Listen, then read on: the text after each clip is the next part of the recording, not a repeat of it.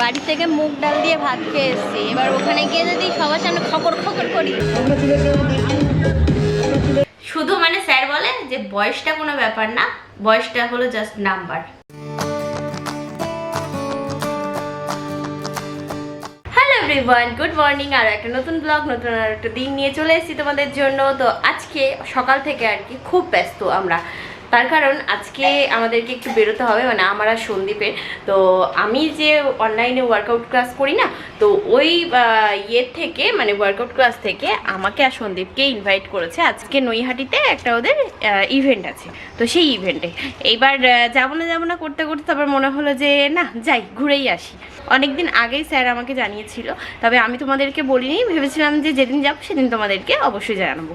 তো এই হলো ব্যাপার। তো সকালবেলা আজকে ভাবছি কি ট্রেনেই যাব, ট্রেনে গেলে ভালো সুবিধা হয় আর কি। আর দুজন মানুষের জন্য গাড়ি নিয়ে যাওয়াটা কোনো দরকার নেই। তো সকাল আর কি 10:30 থেকে শুরু হবে। এবার ব্যাপার হলো আমরা বাড়ির থেকে বেরোবো ভাবছি যে 9:15 না 9টার ট্রেন গো, 9টার না, হ্যাঁ। তো 9টার ট্রেন যেটা আছে সেটাতে। তো দেখি এবার কতদূর কী করতে পারি। এখন বাজে হলো 8টা, স্নান করে আসলাম সবেমাত্র। তো এবার রেডি হয়ে নিই, তারপরে দেখছি। তো আমি তো রেডি অনেকক্ষণ আগেই, তো আমারই দেরি হয়ে যাচ্ছিলো দাড়ি কাটতে গিয়ে। আমার যেহেতু দেরি হয়ে গেছিলো, তো আমি বললাম যে টিনা মনে হয় রেডি হয়ে বসে রয়েছে, গেলে আবার চিল্লামিল্লি শুরু হবে। তো দেখছি আমার তো না, টাইমের একটা ব্যাপার আছে, এক জায়গায় টাইম দেওয়া থাকলে সেই টাইম টু টাইম যাওয়াটা খুব জরুরি। তো যাই হোক, এখনো পর্যন্ত টিনা শাড়ি ঠিক করে যাচ্ছে, কিন্তু সেটাই বলছি, তাড়াহুড়ো করে শাড়িটাও পরতে হয় ঠিক করে, দেখো। তো যাই হোক, আমাদের দেরি হয়ে গেছে, 9টার ট্রেন আমরা পাইনি। এবার চলো ঠিকঠাক হয়ে নাও, 10টার ট্রেন তো টাইম আছে। এই দেখো যাবো না ঘোরার দিন। এই দেখো শাড়ি পরেছে, নিজে নিজে পরেছে, তাড়াহুড়ো করে এই যে অবস্থা। আমি তোমরা বলো যে শাড়ি ঠিক হচ্ছে না, না ঠিক করো না, ঠিক করো না। কি হয়েছে আমার মানে বুঝতেই পারছি না। একটা শাড়ি অন্যদিন কত তাড়াতাড়ি পরা হয়ে যায়। তোমরা সবাই কমেন্ট করে বলো যে কত সুন্দর পরেছো শাড়িটা, আজকে সে মোটে ঠিক করতে পারছি না, কি অবস্থা। শাড়ির কুচিটা আবার খুলে করলাম, ঠিক আমাকে ছাড়া হচ্ছিল না, উদ্ধার হচ্ছে না, একা একা পাচ্ছিল না, তো দিলাম ঠিক করে। এখন তো মোটামুটি ঠিক আছে। ঠিক আছে। আসলে শাড়ির কুচি ঠিক না হলে কিন্তু সে শাড়ি পরে মজা নেই এবং দেখতেও ভালো লাগে না। মনে তাড়াহুড়ো থাকলে কোনোটাই ঠিকঠাক হয় না। সেটাই কেমন যেন মনে হচ্ছে যে এই ট্রেনটা দেখো, 9টার ট্রেনটা ধরবো ভেবেছিলাম, ওটাও ধরতে পারলাম না। আবার এদিকে 10টা করলাম। তো ওদিকে তো বারবার করে স্যার ম্যাডাম ফোন করতে যে পৌঁছে যেত কি, ওনারা তো পৌঁছে গেছে আর আমরা এখনো বাড়িতে। সন্ন্যাসীরা বেরিয়ে পড়েছে নীল নিয়ে, আর আমরাও বেরিয়ে পড়লাম বাতকুল্লা যাওয়ার উদ্দেশ্যে। চলে এসেছি বাতকুল্লা স্টেশন। তো এই সামনে গ্যারেজ আছে ডান দিকে, তো এখানে বাইকটা রেখে তারপরে আমরা যাব স্টেশনে। আজ তো রবিবার, ফাঁকাই হবে মনে হয়। হ্যাঁ, সন্দীপ এখানে দাঁড়ালো, এখন টিকিট কাটছি। তো বললাম যে নৈহাটি দুটো আর কি টিকিট একেবারে রিটার্ন করে নাও। নেইছো? দাও আমার টিকিট, আমায় দাও। তুমি আমায় ছেড়ে চলে যাওয়া। নিয়ে নিলাম। এই হলো বাতকুল্লা স্টেশন। তো আমাদের কিন্তু একটা নতুন দিক দেখছি, ট্রেন জার্নিটা বেশ কমফোর্টেবল মনে হচ্ছে। কিছুদিন গাড়ি নিয়ে খুব এদিক ওদিক গেলাম না, তখন নতুন গাড়ি কিনলে সবারই ওরম হয়। তো এখন ট্রেন জার্নিটা বেশ ভালো লাগে, মনে হয় শর্ট টাইমে যাওয়া যায় এবং বেশ ভালো সুবিধা। নিজেরা একটা আলাদা ব্যাপার, বাচ্চা নিয়ে আসলো। সেটাই। স্টেশনে এসে বসে আছি, এবার 10টায় তো গাড়ি, তো এখনো পর্যন্ত অ্যানাউন্সমেন্ট করেনি, দেখি কখন আসে। আমরা তো আগেই চলে এসেছি। সঞ্জয় এখানে দাঁড়িয়ে আছে, বললাম বসো, ট্রেনে জায়গা পাবো কি তার নেই ঠিক, একটু বসে নাও। বলছে না দাঁড়িয়ে, আজকে রবিবার ফাঁকা থাকবে।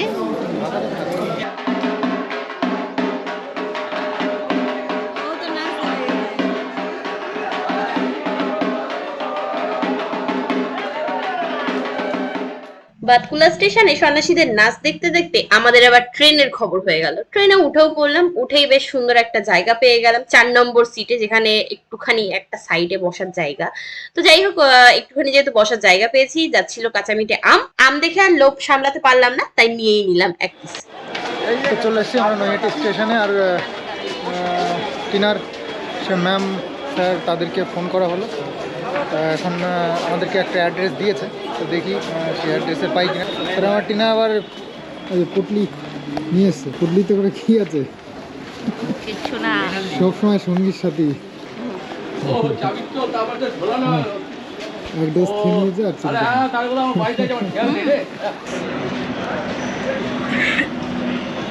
তো এক নম্বরে যাবো, একের পর এক ফোন ব্রিজ পার হচ্ছে। এসেই যাচ্ছে এসেই যাচ্ছে।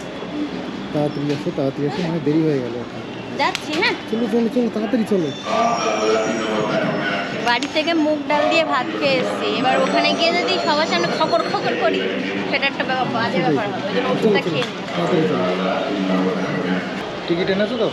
সামনে কিন্তু দাঁড়িয়ে আছে টিকিট। দূর বাবা, ভয় জায়গায় কেন? ওই যে টিকিট চেকিং করছে। তো টিকিট যতই থাকুক ওনাদেরকে দেখলেই বুকের মধ্যে যেন একটা ভাস করে দেয়। তো ওই যে প্ল্যাটফর্মে গাড়ি দাঁড়িয়ে রয়েছে, কৃষ্ণনগরের দিকে যাচ্ছে। আমরা আসলাম তো স্টেশন থেকে বেরিয়ে একটা রিক্সা নিয়ে নিলাম, 20 টাকা ভাড়া। বাবা, কত বছর পরে উঠলে রিক্সা? অনেক বছর বাদে। আগে সেই মামা বাড়ি আসলে তারপর তার রিক্সা আর কি, এখানে কৃষ্ণনগর আসলেই দেখতাম। মেন কথা হচ্ছে আর- টোটো আসার পরে আমার তো মনে হয় না রিক্সায় কোনোদিন উঠেছে। না, তো নৈহাটিতে এসে এটা মনে থাকবে অনেক দিন।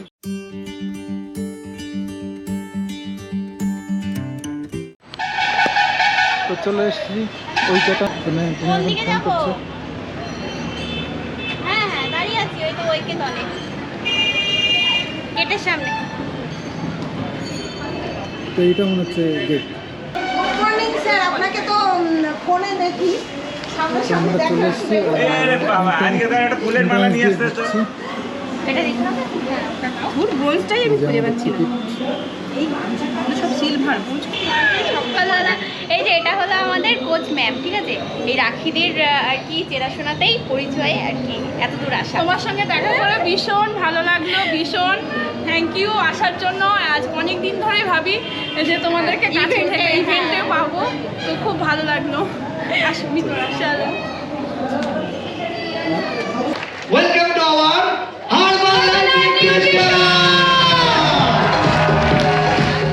ফার্স্ট টাইম এরকম কোনো ইভেন্টে আমাদেরকে ইনভাইট করা হলো, খুব ভাল লাগছে যে এতগুলো মানুষের ভিড়ে আমার নামটাও উঠেছে স্ক্রিনে।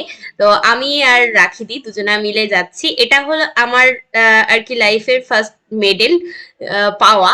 তো আমি গত মাসেই আর কি আমার খুব ক্লোজ দুজনকে এই কমিউনিটিতে ভর্তি করতে পেরেছি, যার জন্য আমি এই ফার্স্ট অ্যাওয়ার্ডটা পেলাম। এটা হলো ব্রোঞ্জ অ্যাওয়ার্ড। আমার মুখের হাসিটা দেখে আশা করছি তোমরা বুঝতেই পারছো কতটা খুশি আমি। তো ইচ্ছা আছে যে আগামী দিনগুলোতে আরো মানুষকে হেল্প করে আমি আরো এগিয়ে যেতে পারবো।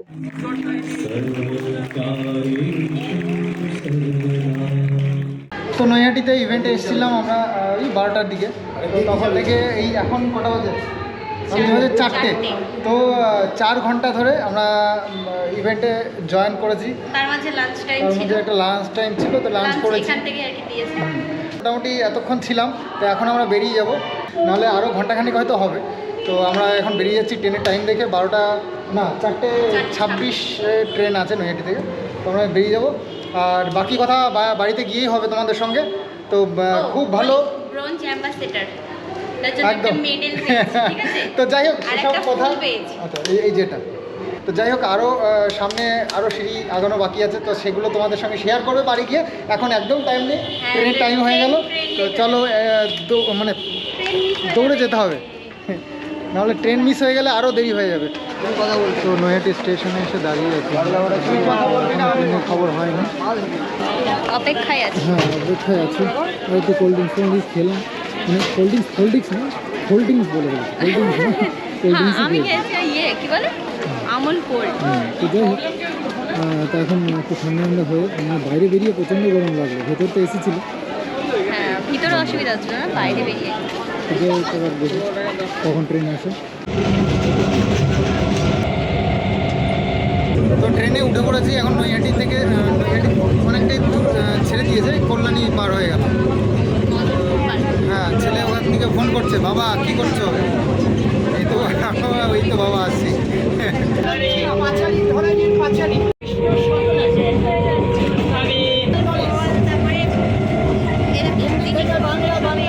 বাতকুল্লা নেমেই সোজা চলে আসলাম ফলের দোকানে, কিছু ফল কিনে তারপরেই বাড়ি যাব। তাহলে চলো এবার বাড়ির দিকে এগোনো যাক। এ ও বাবা, বাবা তুমি বুঝলে কি করে আমরা এসেছি? আচ্ছা আচ্ছা আচ্ছা কই কিছু করতে যাচ্ছে তো কিষান। ও হিসু করতে বেরিয়েছিলে? হ্যাঁ দেখো হিসু করতে বেরোচ্ছিল যে মামা আমার বাবাকে দেখেছে আর হিসু বন্ধ হয়ে গেছে, দেখেছো? এই দেখো তোমার জন্য কি এনেছি, ফল কত কিছু এনেছি দেখো। এই দেখো না, থ্যাংক ইউ ওরে বলো। উমা কি রান্না করতে যাও? ঠাম্মিকে দিতে গেছে। ওই দেখো লুকিয়ে পড়েছে দেখো। বলছে না, দেখো এ বাবা নিয়ে থ্যাংক ইউ বললো না, নিয়ে আবার ঠাম্মির কাছে লুকিয়ে পড়েছে। আমি কথা বলবো না বাবা। ওইটা কি বলো তো? লজ্জা পেয়ে গেল নাকি? এতক্ষণ দেখেনি বলে কি? তাই তো দেখ হ্যাঁ তাহলে 1-2 দিন না দেখলে তাহলে কি হবে? বাড়ি এসে ফ্রেশ হয়ে এই যে এখন বসলাম তোমাদের সাথে কিছু কথা শেয়ার করার জন্য। দেখো হুটহাট করে ট্রেন জার্নি যেন একটু হলেও মানে ইয়ে লাগে, ট্রেন থেকে এসে একটু মনে হয় যে হ্যাঁ শরীরটা খুব ক্লান্ত হয়ে গেছে। যারা ডেলি প্যাসেঞ্জারই করে তাদের তো একটা অভ্যাস থাকে, তো আমরা যেহেতু সেভাবে যাতায়াত করি না, তো ওই জন্য হুট করে একদিন গেলে না মানে মনে হয় যে হ্যাঁ অনেকটা কষ্ট হয়ে গেল। তো সেটাই আমার মনে হচ্ছে। ফ্রেশ হয়ে জল টল মুখে দিয়ে তারপরে একটু ভাল লাগছে শরীরটা। তো এবার ব্যাপার হলো আজকে আমাদেরকে অনেকদিন ধরেই বলে আসছি যে অনলাইন ক্লাসে ওয়ার্কআউট করছি। তোমরা অনেকেই বলছিলে যে কিসে তুমি ভর্তি হয়েছো, আমাদেরকে লিঙ্ক দিও, অনেকেই জিজ্ঞাসা করেছিল আমার ইনস্টাতে, ঠিক আছে? তো তাদেরকে আমি জানাইনি এই কারণেই যে আমি চাইছিলাম আমি নিজে আগে আমার হেলথ রেজাল্ট করে তারপরে তোমাদের সাথে শেয়ার করব, আমাকে আর কি তোমরা দেখো। তো এবার ইভেন্টটা এমন সময় পড়ে গেল, তো এবার ভাবলাম যে চলো বলেই ফেরি। তো আশা করছি বুঝতেই পেরেছো অনেকে, যারা যারা এই কমিউনিটির সাথে যুক্ত আছো তারা নিশ্চয়ই বুঝে গেছো, কারণ ওই ইভেন্টে গিয়ে কিন্তু আমার 3 জন ভিউয়ার্সের সাথেও দেখা হয়েছে। একজনের বাড়ি হলো সিঙ্গুর, মুর্শিদাবাদ, এরকম অনেক দূর দূর থেকে আর কি এসছে ওনারা।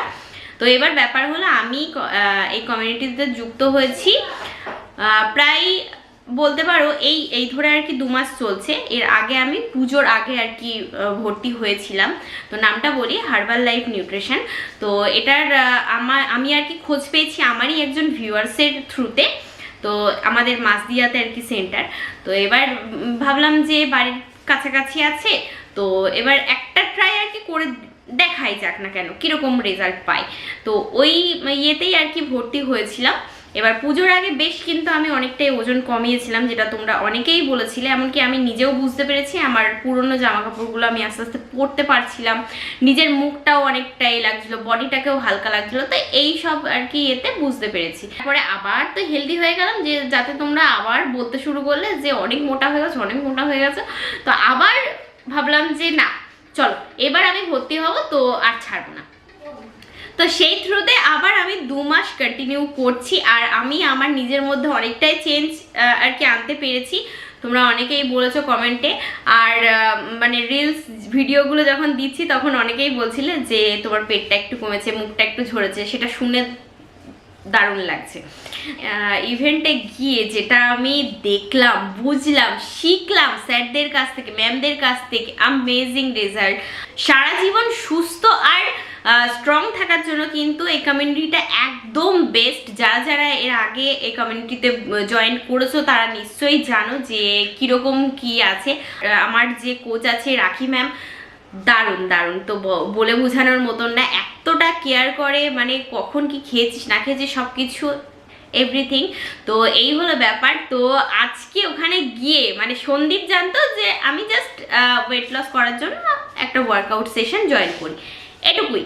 এবার আজকে ওখানে গিয়ে সন্দীপও তো মানে পুরো হয়ে গেছে সবার আর কি লাইফস্টাইল দেখে, এমনকি রেজাল্ট দেখে। এই কমিউনিটির সাথে যুক্ত থাকলে একদম মেডিসিন ফ্রি লাইফ এনজয় করতে পারবে, এটুকুই আমি বুঝলাম, শিখলাম, এমনকি জানলাম। আর এটা আস্তে আস্তে ওঠার একটা লেভেল আছে, একটা পজিশন আছে, যেখানে গিয়ে একটা আর্নিংয়ের রাস্তাও আছে। তো এবার ব্যাপার হলো সবার আগে নিজের রেজাল্টটা করতে হবে, তারপরে গিয়ে আস্তে আস্তে এক এক করে ধাপে করতে হবে। এটা অনেকটা দূরে, ওই লেভেলটা এখনও আমি পৌঁছাতে পারবো না, সেটা জানি। আর আমি কিন্তু এই 2 মাস আর কি রানিং চলছে, আমি এই কমিউনিটিতে আছি, আবার নতুন করে আর কি জয়েন করেছি। তো এই 2 মাসের মধ্যে কিন্তু আমি নিজের আর কি হেলথ রেজাল্ট করতে পারছি, আস্তে আস্তে আরও করতে চাই। আর তাছাড়া আমি কিন্তু আমার খুব কাছের 2 জন মানুষকে হেল্প করতে পেরেছি, এই কমিউনিটিতে আনার সুযোগ করে দিয়েছি আর কি। তো ওই জন্যই আমি করেছি হলো ব্রোঞ্জ কোয়ালিফাই, ঠিক আছে? তো এই যে দেখতে পাচ্ছ স্ট্যাম্প হাতে, এটা হলো ব্রোঞ্জ কোয়ালিফাই করার স্ট্যাম্প, ঠিক আছে। আর এই জন্য আমি একটা অ্যাওয়ার্ডও পেয়েছি, যেটা আমার একদম পুরো জীবনে মনে থাকবে, যে হ্যাঁ একটা জায়গার থেকে অন্তত মেডেল আমি পেয়েছি। এই দেখো, এই হলো মেডেলটা। যখন স্যার আমাকে এটা পরিয়ে দিল, সত্যি আমার খুব ভালো লাগছিল যে না, দুজন মানুষের আমি লাইফ চেঞ্জ করতে পারছি। আরও ইচ্ছা আছে আমার প্রত্যেকটা মানুষকে হেল্প করার। তো এবার অনেকেই তোমরা জিজ্ঞাসা করেছিলে, যার জন্য আমি এই ব্যাপারটা তোমাদেরকে খোলসা করে বললাম। এবার এখানে শুধু ওজন কমানোর জন্যই মানুষ আসে না, এখানে অনেক মানুষ আছে যারা সুগারের পেশেন্ট, থাইরয়েডের পেশেন্ট, ক্যান্সার পেশেন্ট, এরকম বহু মানুষ আছে যারা এই হার্বাল লাইফ নিউট্রিশনে আর কি যুক্ত। তো সেই সব জিনিসগুলো আমি দেখলাম। এমনকি তারা আজকে যেটা আর কি বললো ওখানে স্টেজে, যে পুরো একদম মেডিসিন ফ্রি লাইফ জীবনযাপন করছে। এমনকি শুধু ওজন কমানো না, ওজন বাড়ানোর জন্য অনেকে আসে। অনেক বয়স্ক মহিলাদের দেখলাম, লোকদের দেখলাম যারা আর কি শুধু মানে হেলদি থাকার জন্য এসছে। শুধু মানে স্যার বলে যে বয়সটা কোনো ব্যাপার না, বয়সটা হলো জাস্ট নাম্বার। তারপরে এই যে এখন রান্নাঘরে আসা হলো, মা বলছিল যে ওই ইয়ে করতে, রুটি। তা আমি বললাম কি রুটি খাবো না, কারণ সারাদিন ওই ভাত যেহেতু পেটে পড়েনি, একটু মানে মনটা যেন ভাত ভাত করছে, তো একটু গরম ভাত আলু সিদ্ধ এরকম কিছু একটা দিয়ে খেয়ে নিই, তাহলে একটু ভালো লাগবে। তো ওই জন্য এখন আসলাম, একটু গরম গরম ভাত খাবো আলু সিদ্ধ দিয়ে। এবার ব্যাপার হলো, দেখো আমি কিরকম একটা সমস্যায় পড়েছি। আমার তো ফোন দোকানে আর কি, সার্ভিস সেন্টারে ওই 10-15 দিন আর কি লাগবে ফোনটা ঠিক করতে। এবার এমন একটা অসুবিধা হয়ে গেছে, কোথাও গেলে যে আমি ফোন করবো সন্দীপকে, আমার আশেপাশে না থাকলে সেই জায়গাটায় মানে ভীষণ অসুবিধা। তারপরে ব্যাপার হলো, আমি যেহেতু ভিডিও সবসময় শ্যুট করি, এবার ক্যামেরা তো অবশ্যই ব্যবহার করি, অন্য বাড়িতে তো ব্যবহার করি, এবার বাইরে গেলেও ব্যবহার করি। এবার হাতে যেহেতু এক্সট্রা আমার কাছে ফোন থাকে, যখন আর কি ক্যামেরার চার্জ শেষ হয়ে যায় তখন আমি ফোনটা ইউজ করি। এবার আজকে সেই ক্যামেরার চার্জ গেছে ফুরিয়ে, আর তো মানে ব্যবহার করতে পারলাম না। তো এবার সন্দীপের ফোন থেকে অতটাও ভালো ভিডিও হয় না, তবুও একটু আধটু আর কি শ্যুট করেছি, ওই চলার মতো আর কি। এখন এই জিনিসগুলো খুব অসুবিধা হচ্ছে, জানো তো, ভালো লাগছে না, ফোনটার জন্য খুব মনটা খারাপ করছে। তো আমাদের এখন রাত্রিবেলায় খাওয়া দাওয়া হবে, খাওয়া দাওয়া সেরে তারপরে হবে ঘুম, কারণ সকাল সকাল ওঠা হয়েছিল, একটু তাড়াতাড়ি ঘুমাতেও হবে। 10:45 তো বেজেই গেছে। গরম গরম ভাত, তার সাথে আলু সিদ্ধ পেঁয়াজ দিয়ে আর শুকনো লঙ্কা পুড়িয়ে মাখা, আর তার সাথে আছে হলো ডাল। তো এই দিয়ে এখন খাওয়া হবে, দারুণ খাওয়া। রাতে যদি এরকম গরম গরম একটু ভাত ডাল পাওয়া যায়, একটু আলু সিদ্ধ মাখা দিয়ে, দারুণ কিন্তু লাগে খেতে। আজকে আর রুটি খেতে মন চাইলো না। রুটি হয় তো সকাল বিকাল, ওই জন্যই একটু হয়। এটাতে বলো আমরা খাই, তুমি বলো, এটা তুমি বলে দাও, আমরা খাই। জোরে বলো। তোমরা দেখো, হ্যাঁ কিষানু খাচ্ছে কিন্তু। কিষানু ভালো ছেলে হয়ে গেছে, একা একা খায়। চলো আজ ভিডিওটা এই পর্যন্তই রাখবো, খেতে খেতেই শেষ করি। তো সারাদিন বেশ ভালোই আনন্দ করলাম। তো আজকের মতো তাহলে এখানেই, তোমাদের সাথে tata, bye bye, tata bye bye, good night, sweet dream. Good night, sweet dream. বাবা